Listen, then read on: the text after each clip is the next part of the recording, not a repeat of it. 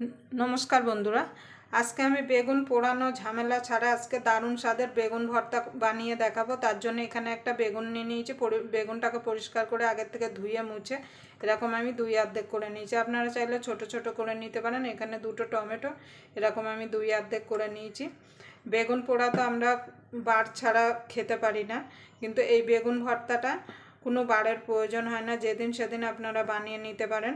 এই শীতে কিন্তু এই বেগুন ভর্তাটা খেতে কিন্তু অসাধারণ লাগে। গরম ভাত কিংবা গরম গরম রাত্রিবেলা রুটির সঙ্গে আপনারা এই বেগুন ভর্তাটা বানিয়ে নিতে পারেন। খেতে কিন্তু দুর্দান্ত লাগে। রুটির সঙ্গে তো কোনো কথাই হবে না, আর গরম ভাতের সঙ্গেও কোনো কথা হবে না। তাই চলুন আমি বেগুন ভর্তাটা বানাতে চলে যাই। তার জন্য এখানে আমি গ্যাস ধরিয়ে একটা কড়াই বসিয়ে দিয়েছি। কড়াইটা গরম হয়ে গেছে,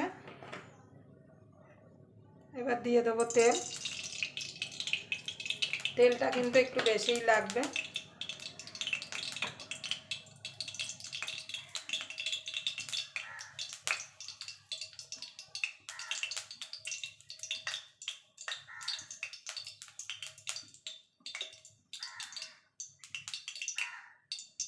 আপনাদের যদি বেগুন ভর্তার রেসিপিটা দেখে যদি ভালো লাগে তাহলে অবশ্যই একটা লাইক করে দেবেন, আর চ্যানেলটা সাবস্ক্রাইবার করে নেবেন, আর পাশের বেল আইকনটা অবশ্যই বাজিয়ে দেবেন আমি যখন কোনো নিত্য নতুন রেসিপি আপলোড করব সবার আগে পাওয়ার জন্য। তো চলুন তেলটা গরম হোক। দেখুন বন্ধু, তেলটা গরম হয়ে গেছে, বেগুনগুলো দিয়ে দেবো।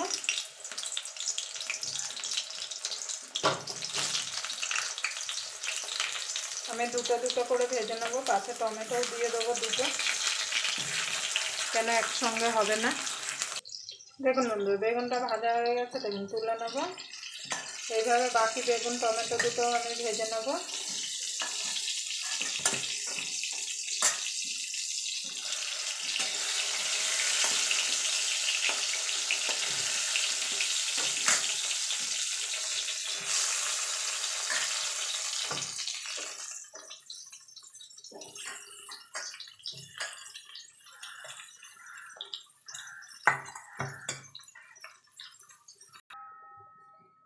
দেখুন বন্ধুরা, বেগুনটা টমেটোটা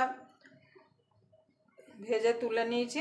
এবার একটু ঠান্ডা হলে টমেটো আর বেগুনের যে চোকলাটা আছে সেটাকে তুলে নেব। আমি এই তেলের মধ্যে আর একটু তেল দিয়ে দেবো।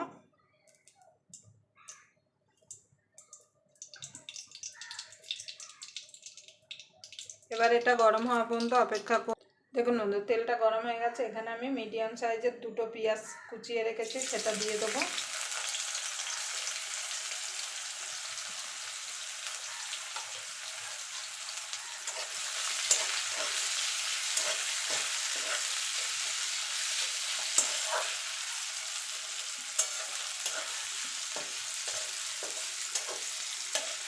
এখানে আদা রসুন আর কাঁচা লঙ্কা একসঙ্গে মানে একটু থেতো করে রেখেছি, সেটা দিয়ে দেবো। এইভাবে যদি আপনারা বেগুন ভর্তা যদি বানান খেতে কিন্তু দুর্দান্ত লাগে।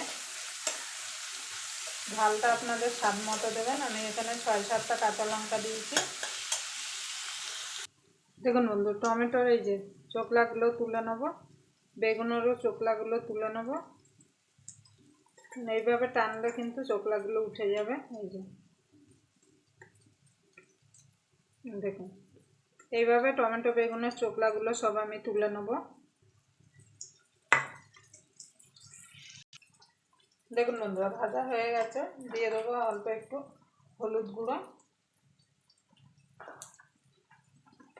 ধনের গুঁড়ো, জিরের গুঁড়ো। এখানে দিয়ে দেবো কাশ্মীরি লঙ্কার গুঁড়ো রঙের জন্য, যেহেতু আমি এখানে কাঁচা লঙ্কা ইউজ করেছি। এবার মশলাগুলো ভালো করে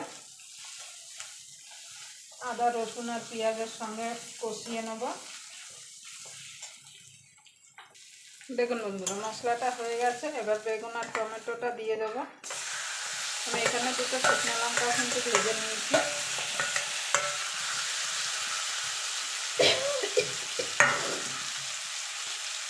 এবার এরকম একটা ম্যাশারের সাহায্যে এটাকে ম্যাশ করে দেবো। এইভাবে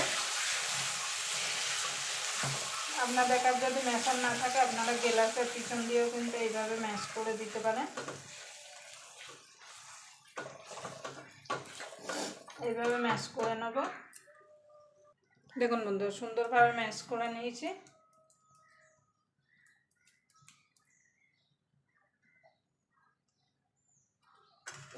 এবার দিয়ে দেবো স্বাদ মতো নুন।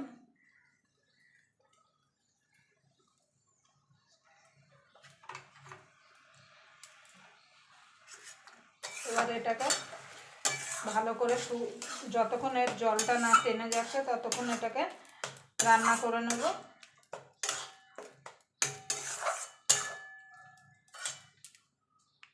দেখুন বন্ধু, বেগুন ভর্তাটা হয়ে গেছে। দিয়ে দেবো ধনেপাতা।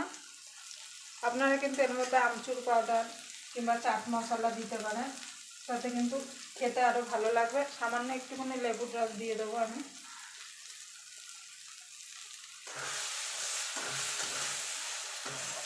আপনারা কিন্তু এইভাবে বানিয়ে নিতে পারেন বেগুন ভর্তা, বেগুন পোড়ানোর ঝামেলা ছাড়া।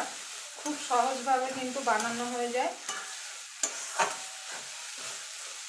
এই শীতে কিন্তু রুটির সঙ্গে কিংবা গরম ভাতের সঙ্গে কিন্তু এই বেগুন ভর্তা খেতে অসাধারণ লাগে। এবার আমি নামিয়ে দেবো।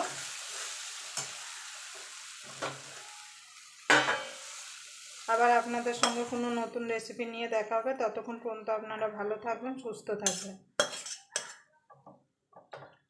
দেখুন কালারটা দেখুন কত সুন্দর হয়েছে।